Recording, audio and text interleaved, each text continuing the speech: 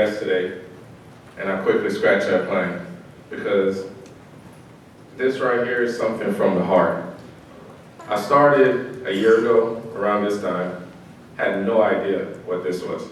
I came here because I joined in May, then I left on military training. I came back, I got an email from Eugene saying, hey, be here. Then my senior partner said, hey, there's an event, you should go. I came to the event, I'm just excited, optimistic, happy to meet people, because that's the type of person I am. Had no idea. Then I started doing some research, because that's the type of person I am being in the military. Research. Started making sure you got the facts. And one thing I started realizing, that we need to catch up. We're behind when it comes to the mindset, financially. And I started realizing that this wasn't about insurance anymore. This wasn't about selling insurance. This was about changing lives.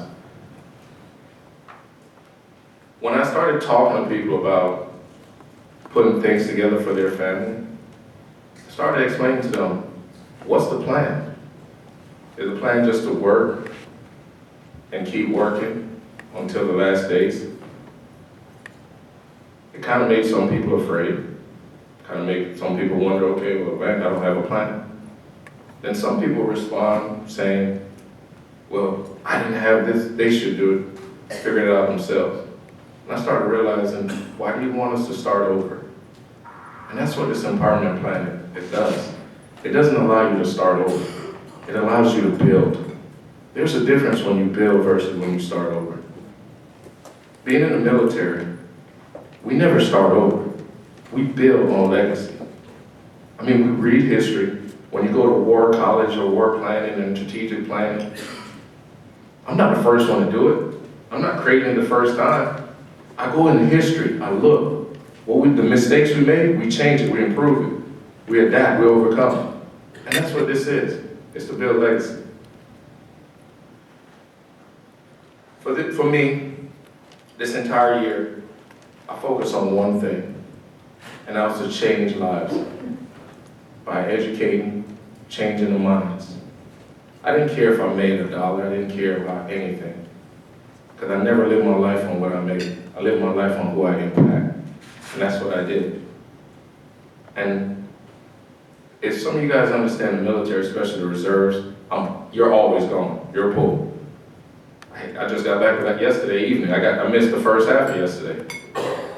You know, I text Mr. White and explained to him, hey, gonna be late, coming from Orlando, in an MI unit, we get too much information that not everybody wanna know about. So you're always gone, but I kept focused. I kept saying, how can I help every day? And I was still able to build, to make it to this event, to reach out to people in a daily basis, to change lives. Last year, this room was filled to the brim that there was almost any seat. This year we have a lot more qualifiers, just like Eugene said, but then there's not a lot of people here. That's a part of it. If we're really talking about building legacy and changing lives, we have to be together in one entire unity. We can't say that, oh, I can't make it. I could have easily said that. I can't make it, and I have a justified excuse. I can say, here go my military orders, I can't make it. But what I did, I told my military officers and my senior officers, I said, hey, you gotta be somewhere. They said, not a problem, sir. We know what you do. And I explained to them what I was doing. And they said, that's what we need. We need to change that.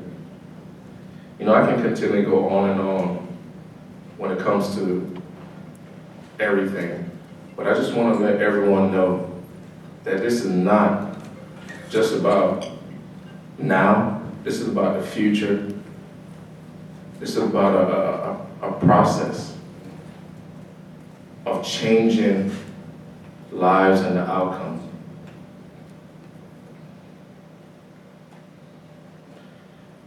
My name is Julian Johnson. I'm a military officer. I'm a football coach. I'm a financial professional. And most of all, I'm a family man. and I want to keep the legacy going for everything. At this time, I would like to take the time to introduce Eugene Mitchell, our marketing manager.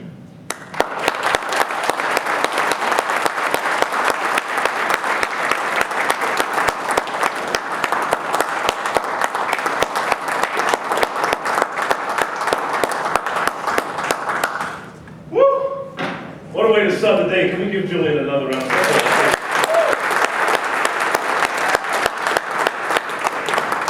First, I want to say thank you for your service, brother. And I appreciate you seeing the need in our community and the vision for your part in it to help steer and drive this economic empowerment revolution that we have for our children and our families. I mean, it means so much. This is what Peggy, we talk about the new agents coming in who are getting this and are with us. And this is what it has to be. This has to be this united, just collaborative force that is working to empower us, for us, by us. How many times did I need to say that last night? This is the for us, by us, the FUBU moment. And so I appreciate you leading us off with that. I can't think that's done any better than that. Thank you, brother. How y'all feeling out there? Strong. One more time. Say it loud, say it right. How y'all feeling out there? Strong. Awesome. Day 2. I'm excited to be here. We've got an amazing program for you today to piggyback on yesterday, where yesterday was really painting the picture of the why we do what we're doing, why we have to impact this generation so we don't get lost, we don't get further left behind.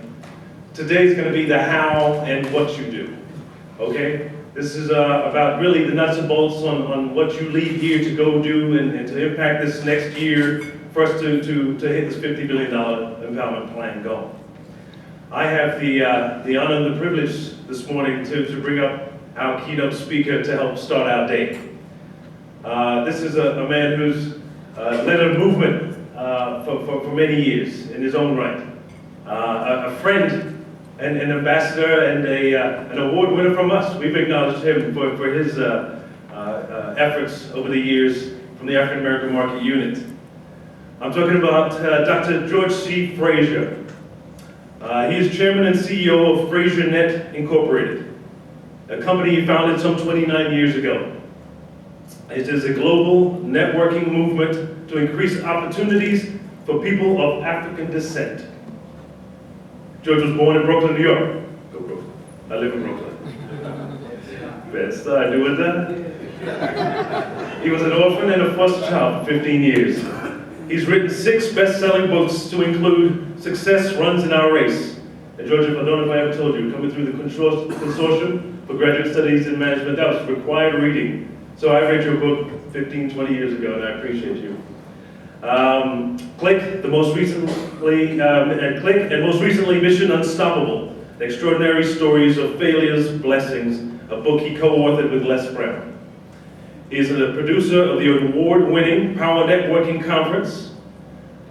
He was featured in Upscale magazine and named one of the top 50 power brokers in Black America. And Black Enterprise magazine called him Black America's #1 networker and featured him on the cover. 5 of Dr. Fraser's speeches have been selected for reprint and worldwide distribution by the prestigious publication Vital Speeches of the Day, a first for any professional speaker in America, regardless of color. He's been featured on 7 national magazine covers and has over 350 awards, including one of ours, and citations to include an introduction to the Minority Business Hall of Fame and Museum, 3 honorary doctorate degrees, and an ambassadorship. He was recently selected by Examiner.com as the best of the best speakers in Black America. And he's married to Dora Jean for 42 years, and they have 2 sons, Kyle and Scott. It's truly an honor and pleasure to have you join us today and to help kick off our day. Please come to the stage, Dr. George C. Fraser.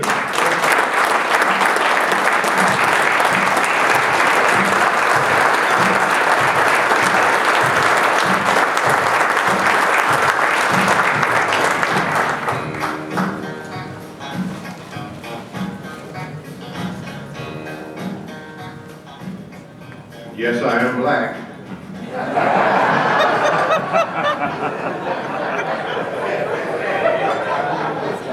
For those of you that were not entirely sure.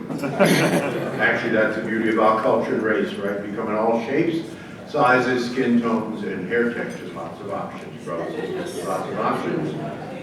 I know I've been married to the same sister actually for 44 years. 44 years. People ask me all the time, what is the secret to staying married to the same sister for 44 years? It's a one-word secret, amnesia.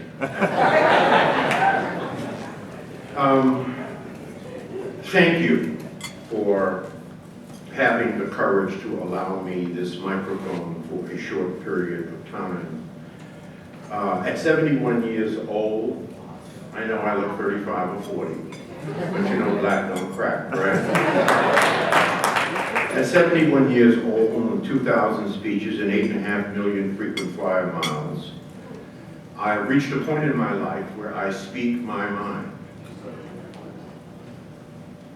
So I will ask you this morning to put on your seatbelt. Can we talk? Can we be honest? I cannot think of a brother more suited to envisioning the $50 billion community empowerment initiative than Eugene, and his sidekick and #1 field director, Rodney White, where's Rodney? He's around here, so there's in the back, always in the back. He's got your back. I'm following a very close friend, Maggie Anderson, who's sitting right there. My God, she's a beast. Awesome, deeply committed sister to this cause of economic empowerment in the context of our community. I'm joined by a very close friend, Marlon Smith, who is the lead presenter for financial programs and financial literacy for Tony Robbins. This is one bad brother. And I said, listen, Marlon, I want you to meet, he lives in Charlotte. I said, I want you to meet me here in Tampa because I want to introduce you to one of the most important financial movements in the history of our people. I want you to immerse yourself in the greatness that is in this room and the leadership that is in this room. And so, Marlon, where are you, Marlon? You're around here somewhere. Just stand and let people see your hands and raise them. Huh?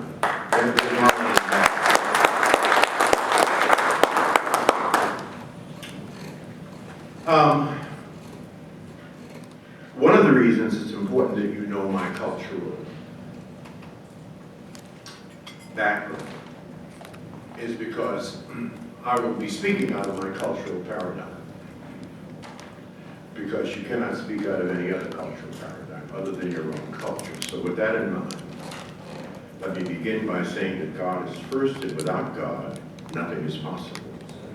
Therefore, brothers and sisters, the God in me greets the God in you. Can I get an amen on that? Amen. It is seldom that I start an important talk to an important audience in one of my most favorite subjects. 10 years ago, I started something called the Moses Movement, making ourselves economically successful. 10 commitments to financial freedom. And one of the first commitments is to make sure that our people are properly insured. To make sure that our people are properly insured. We must change the face of insurance. The insurance industry historically has not been kind to us, but that's all changing. Let me say this as boldly as I can. No one will save us but us. This is our responsibility. And you have taken on that responsibility, and I love you for that. Now, this is no cakewalk, as Rod said earlier. If it was easy, why would God need you? It is not easy. This is difficult. The great James Baldwin said it best when he said, we are born, we suffer, and then we die. We are born, we suffer, and then we die. Now, what did he mean by that? He meant is how we manage our suffering, how we manage our pain is what will determine our life. How you manage the difficulty of achieving the final leg of your $50 billion initiative will determine the next vision that Eugene lays on you.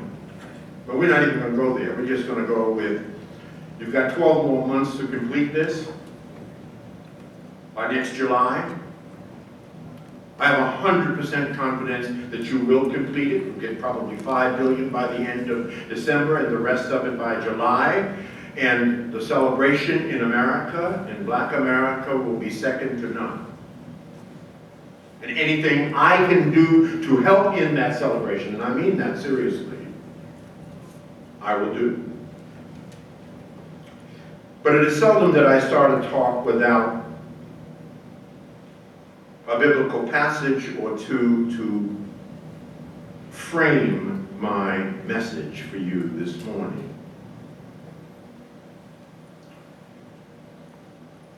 Ecclesiastes 10:19. Money answers all things. Money answers all things.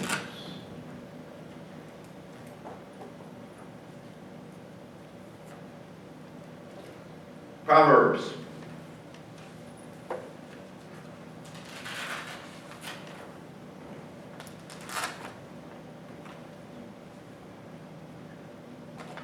Now, I don't know if I want to put that one on you. That's heavy, and I'm going to have to explain that. I don't know if I want to explain that.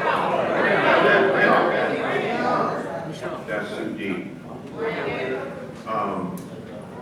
So I'm going to fill it in with a quote that grabs my heart every time I hear it. And that is, wealthy people plan for 3 generations, poor people plan for Saturday night. Let me say that again. Wealthy people plan for 3 generations, poor people plan for Saturday night.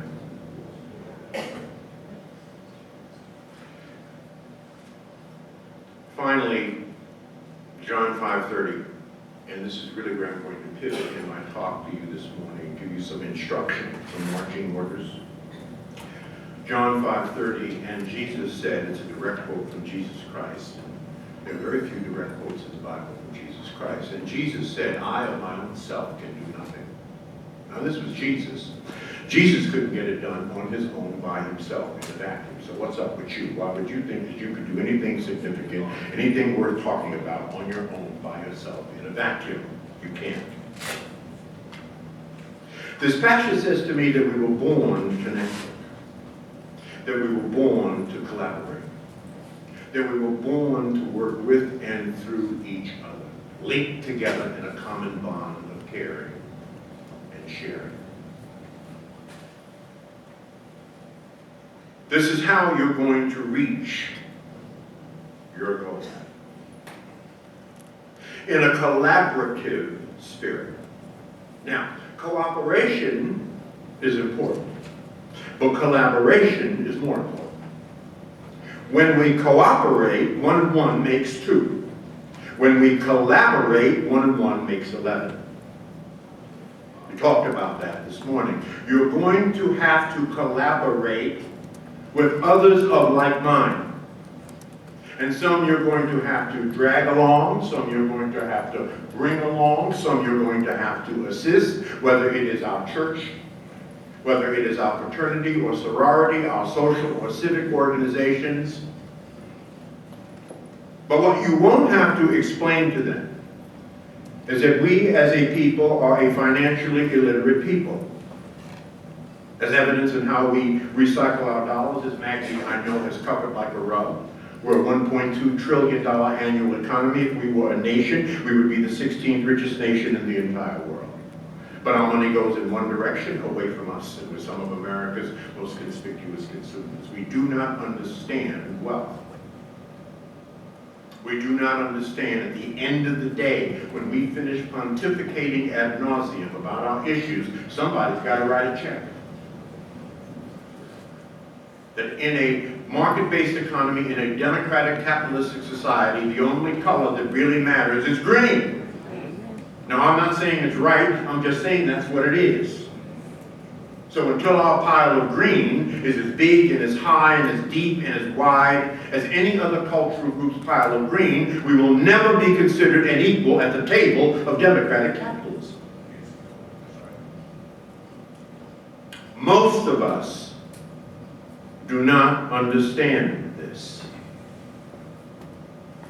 I'm writing a new book that will be out in 2019 called The Black Manifesto. Essential knowledge for people of African descent.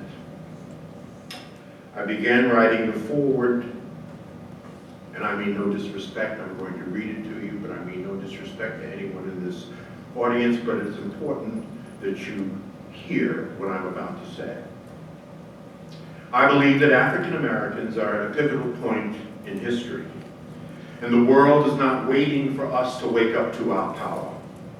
It is time for African Americans to take a seat at the table, not only in America, but also in the global economy. Unfortunately, we continue to place our power in the hands of those who have historically oppressed us, and even worse, we continue to oppress each other. This is the meaning of internalized oppression. To continue to fall into the cultural hypnosis of thinking that white America controls our lives is a true abdication of our personal power. The reality is that each and every day is an opportunity to create a new and powerful story in our culture, and unless we find a way to write this new story and to claim our power, there will be devastating implications for our community and for the world. In other words, brothers and sisters, there is no one to save us but us. The fantastic news is that as people of African descent, we possess enormous untapped creativity and potential as individuals and as a collective network. And once we fully tap into what makes us tick, what unleashes performance in our culture, we will assume our rightful place on the global stage. This will require leadership. You are the leaders. It has always been a small number of us that have led our people to the promised land. The common question I get all the time when I speak around the country is, Dr. Fraser, when are all black people going to do A, B, C, D, E, F? All black people have never done anything. All black people didn't want to be free. That's why Harriet Tubman had to carry a gun. All black people didn't support Malcolm. All black people didn't support Dr. King. That's not the question. The question is, what are you going to do? Not what are all black people going to do. But there are those of like mind. And you are the leaders, and it is your responsibility to infect others with the spirit of the $50 billion Community Empowerment Initiative. That's your moral and spiritual responsibility, and you gotta believe you can do that. You gotta believe that. Now, I believe that properly ensuring our people is so critical for the long-term growth of our people and the long-term health of our people, to learn more about insurance. At 71 years old, I got an insurance license. Oh no, I don't plan to sell insurance. I just plan to know about it. In preparing for my insurance license and studying about insurance, that increased my financial literacy by 100%. I had no clue how magnificent this instrument could be to provide intergenerational wealth for our families. So this will require leadership. So let me redefine leadership for you. To be a leader in the 21st century as an African American is to be awake and alert and to be dissatisfied at all times. Oh yes, we have come a long way. but we have much further to go. Therefore, I am not happy, but I am motivated by a positive anger directed towards positive change. What do we know about change? We know that you will never change that which you tolerate, and you will only change when you get angry. People will not change when they see the light. People will change when they feel the heat. And if you're black living in this country, you are feeling the heat. We must change. The great Peter Drucker defined leadership, I think, the best. There are many definitions of leadership. He said there are only three things that happen naturally in organizations and communities: friction, confusion, and underperformance. Everything else, Eugene, requires leadership. You are the leaders. There's a wonderful book, and I recommend that you read it, called Blue Ocean Strategy. Awesome book. And in the book, it portends that companies tend to engage in head-to-head competition in search of sustained profitable growth, right?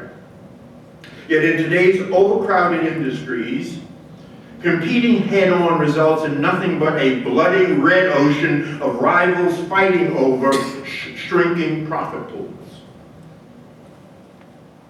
Lasting success, the book says, increasingly comes not from battling competitors, but from creating blue oceans of untapped new market spaces ripe for growth, to include the 70 million underinsured and uninsured people in America, of which the overwhelming majority are people of African descent. Most are financially illiterate, especially around the proper use of insurance. So you have a huge opportunity. The industry has a huge opportunity of bringing more brothers and sisters into the industry, this trillion-dollar industry, this classy industry, this moneyed industry, this really unflawed industry. So there is blue ocean opportunity. And that blue ocean is us.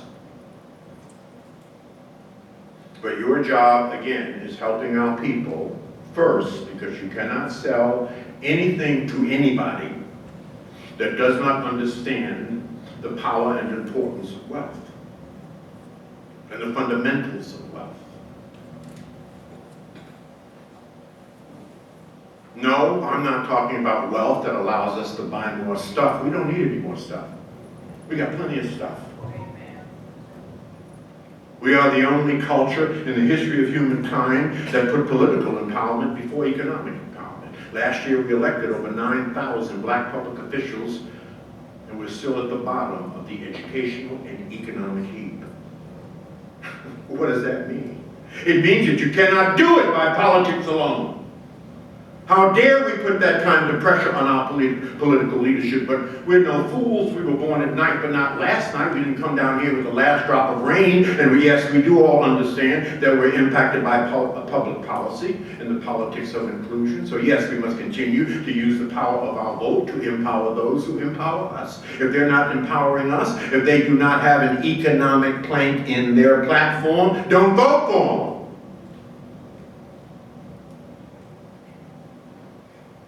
I said in the movie, the film Black Friday, your wealth will determine where you live. Where you live will determine where your children go to school. Where your children go to school will determine the quality of their higher education, and the quality of their higher education will determine their lifelong earnings. And your children's lifelong earnings will determine where your children live. And where your children live will determine where your grandchildren go to school. And where your grandchildren go to school will determine the quality of your grandchildren's higher education, and that will determine your grandchildren's lifelong earnings. Do you see the cycle of poverty? I said it earlier, and I'm going to repeat it. In a market-based economy and a democratic capitalistic society, the only color that really matters is green. When we finish pontificating ad nauseum about our issues, somebody's got to write a check. Our Jewish brothers and sisters can write a check. Our Asian brothers and sisters can write a check. Our East Indian brothers and sisters who've taken over the hotel industry without Jesse Jackson's permission could write a check. Our Arab brothers and sisters recently coming back from Dubai can write a serious ass check. We are a $1.2 trillion economy and we can't write a damn check. We must fix this. What I learned when studying for my insurance exam, I learned a little secret. When we understand money, we understand that understanding money is designed to help you navigate and negotiate America's tax system.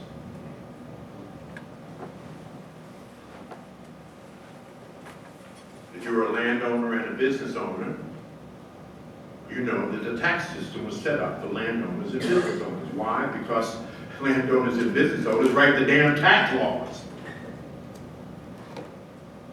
So if we don't own land, and we own the fewest number of homes per capita of any cultural group in this country, and we don't own businesses, and we own the fewest number of businesses per capita. Now, I see this group, I see insurance folk as self-employed professionals. You eat what you kill. This is as close to entrepreneurship as you're going to get. This is huge, this is serious.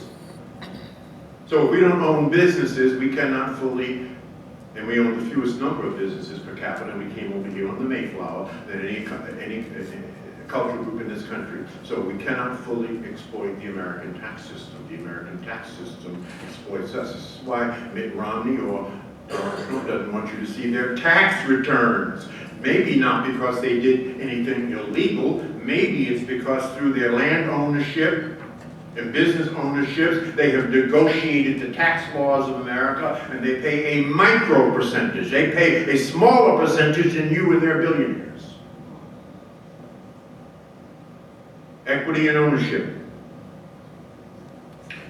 And as a mindset, as black people, we must stop resenting rich and successful people even when we don't mean to, because you cannot attract or have what you resent. The idea, brothers and sisters, that the black community can exercise effective power, political or otherwise, without simultaneously exercising economic power is a fantasy. Capitalism without capital is just ism.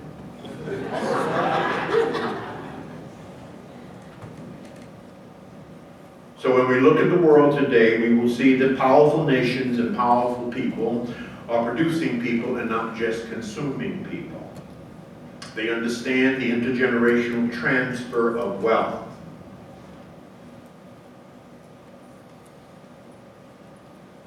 A good man leaves an inheritance for his children's children. Proverbs.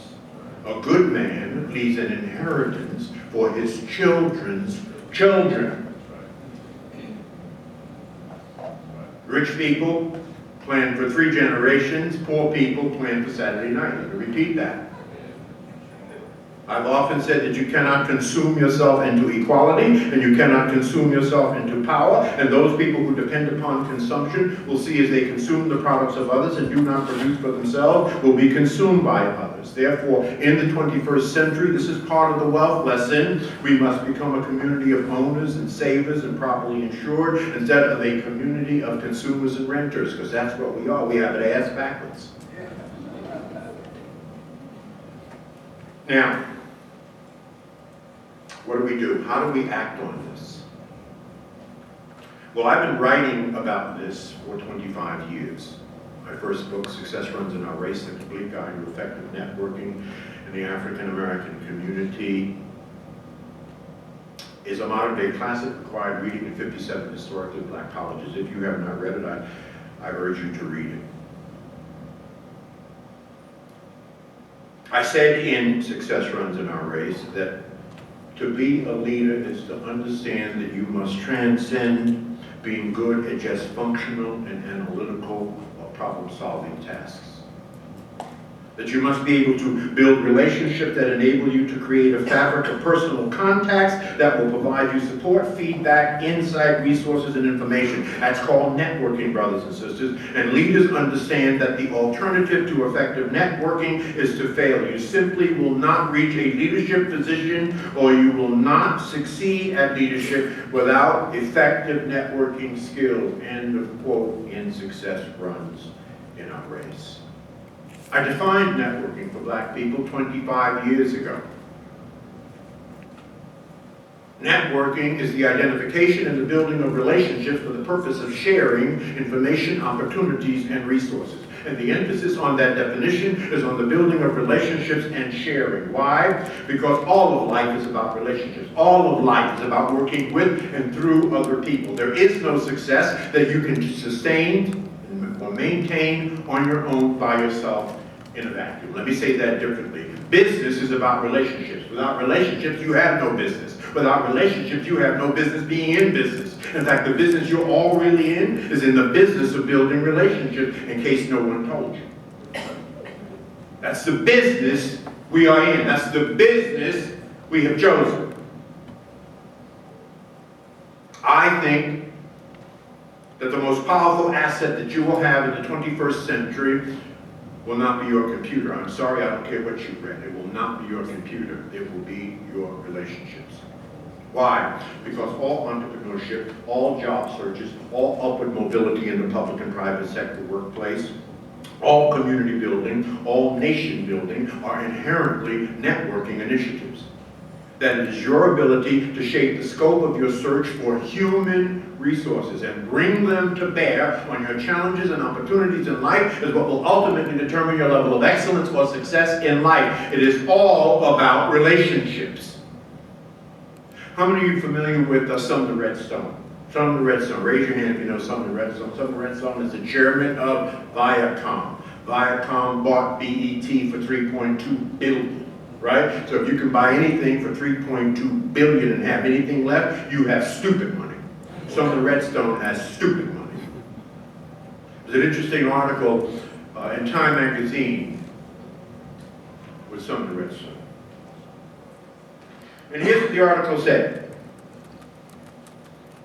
They asked him a question. They said, Sumner, you are in China negotiating new business deals, but it's still a very regulated and protected